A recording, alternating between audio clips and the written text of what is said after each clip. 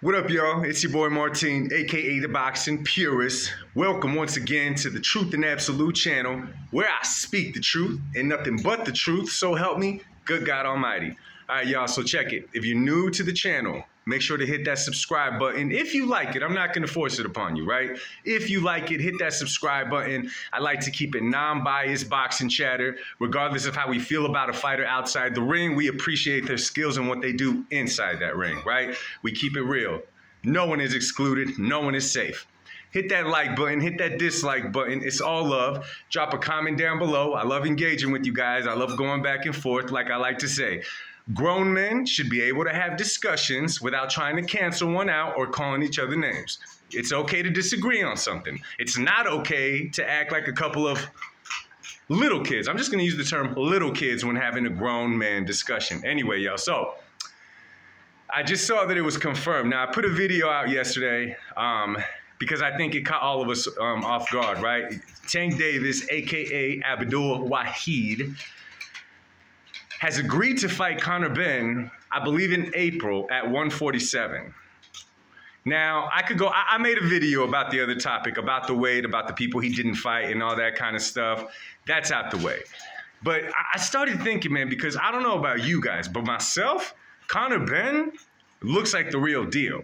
Right? I mean, the dude, you see it in his face. He has bad intentions. Not like he's a bad dude, but like he's just one of those like guys that doesn't talk much, doesn't have a lot to say. He talks inside the ring type guy. That's how he strikes me. I don't know. I could be wrong. He just doesn't look like someone to take lightly. And to jump up to his weight class at 147, it's kind of fishy to me. I'm going to be real with you. I don't want to sound like a conspiracy theorist on this video, but just listen to my points, right?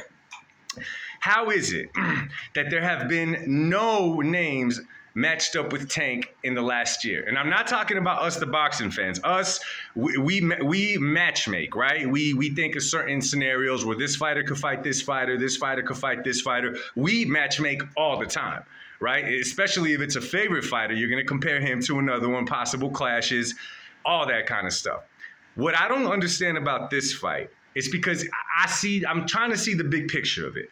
So now we could put to rest that the fight got signed because the two were going at it on Twitter, right? Let's put that aside. Tank has got into many Twitter beefs with many people, and many fighters do, and fights don't end up happening. So how is it that Conor benn all of a sudden says nothing crazy on Twitter, and he lands a fight against Tank Davis 147 at Saudi Arabia? Now, this is where I'm going to sound like, I don't know, man. It's not a conspiracy theorist. I'm just giving my opinion. I'm just painting what it looks like. History has a way of repeating itself, and those who do not know their history are doomed to repeat it. Now, I'm thinking about Tank Davis, right? He had all these issues in court. He got in trouble. Remember the whole thing? He was supposed to be on house arrest, and he went to the hotel. We know in the past he's hit his girlfriend's wives, whatever they were.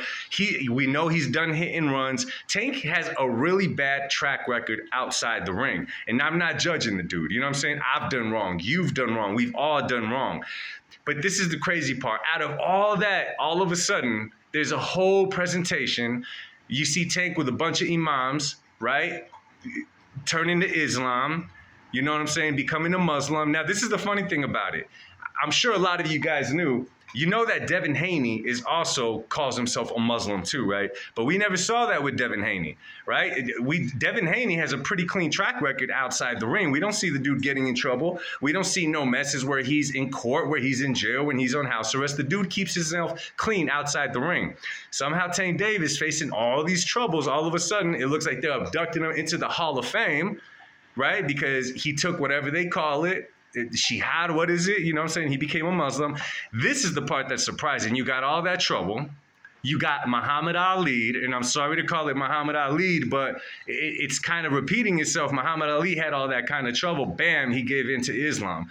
Tank Davis, bam, gave into Islam, and all of a sudden he has a fight, because this fight was already lined up, okay? This fight was already made before they took it to Twitter, okay? This has been made already. And all of a sudden, he turns Muslim. He's fighting Conor benn, who is from the UK, and they're fighting in Saudi Arabia? Like, this takes planning, you guys, in April of all things. Y'all realize how much planning this kind of stuff takes?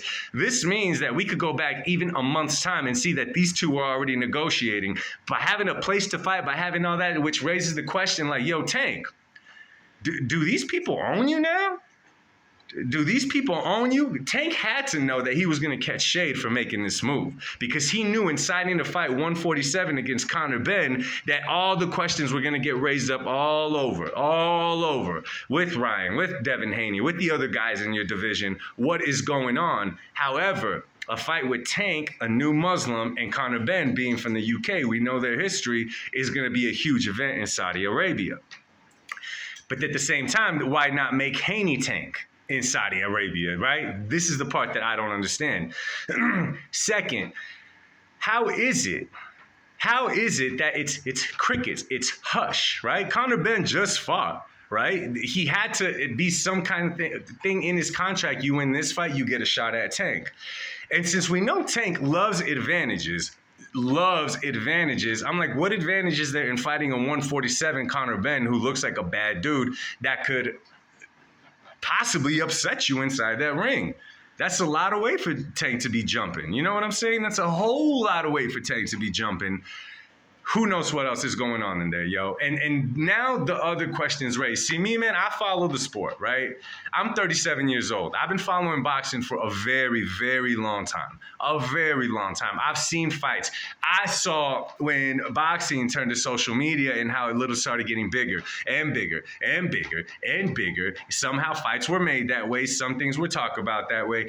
However, I always kept my eyes on the boxer regardless of what the media was saying, regardless of how they were blowing people up, because the media has a way of blowing fighters up that haven't accomplished anything, right? We remember Deontay Wilder. Yes, he was knocking dudes out, but they were nobodies. But somehow he had many people believing, or the media had many people believing that he was the next best thing. Triple G, although Triple G is a great, great champion, a great fighter, I take nothing from Triple G. When he was on his reign of knocking people out, there wasn't too many A+ fighters he was knocking out. However, they had but you know what I'm saying. They had many casual fans throwing their opinion of the guy out the window. No, Triple G is the guy. He's better than Andre Ward. He's better than Floyd. He's better than Canelo, better than all these guys. That's just what the media was selling you. Me personally, I feel that way about Tank. Again, I don't take nothing from Tank inside of that ring because the man has skills. He got there not because someone gave him the way, but because he has skills. But Tank is not, in my eyes, he has not done enough in the sport of boxing to be a draw. A draw, anybody could be a draw, but the way that people talk about Tank, like he's just some kind of a great fighter, you know, they mention him up there with all-time greats, face of boxing, this and that. I'm trying to backtrack and see where they convince the casual boxing fans of this, because let's keep it real, y'all. Tank's resume isn't all that great. They blow up the B-side fighter that he's fighting, Rolly Romero, Isaac Cruz, all these dudes that he fought, they weren't Mario Barrios weight drained, right? Ryan Garcia, although a notable name, and he did pose a threat, and I made videos saying that Ryan has many advantages along the way, it's still not a career that stands out even to that of, and I'm not a fan, Devin Haney. Devin Haney has a better resume than Tank Davis, right? But something tells me that Devin Haney has more control over his career than Tank Davis does, because they blew Tank up, they blew him up. All of a sudden, he's even being called the face of boxing by some people. I'm sitting here trying to wonder how the hell are y'all going to call him that? So disrespectful to a lot of fighters. But it seems to me like he's always been a product of someone. And I get it. These fighters sign deals. They're signed to companies. They are products. They make money, right? However, how is it that in this case with Tank, all of a sudden it goes round, round, round, round, boom. Go to Islam, go to Saudi Arabia, fight Conor benn at 147, a weight you've never even come close to, which we know that you excel over that weight when you're not fighting. But how does that all happen? Does this all of a sudden clean up his reputation? Now he's a product of them. He fights who they want him to fight. That's the part that I'm not understanding, y'all. The fight itself, I'm not even sure about it no more, man, because I'm still like surprised at the fact that it's even happening, right? So As it gets a little closer, man, probably this week I'll put out a video on my prediction between Tank and Conor benn. I'm going to watch more video on Conor benn, see the weights that they fought in, see what Tank is weighing, and fight, the day of the fight and stuff like that. And then I'll put a prediction video out. But it's just crazy to me, man. So let me know what you guys think, man. Do y'all think I'm losing it? Do I sound like a hater? Or does it sound like I'm just kicking real stuff? Drop a comment down below. I'll speak to y'all soon. Much love. God bless. Peace.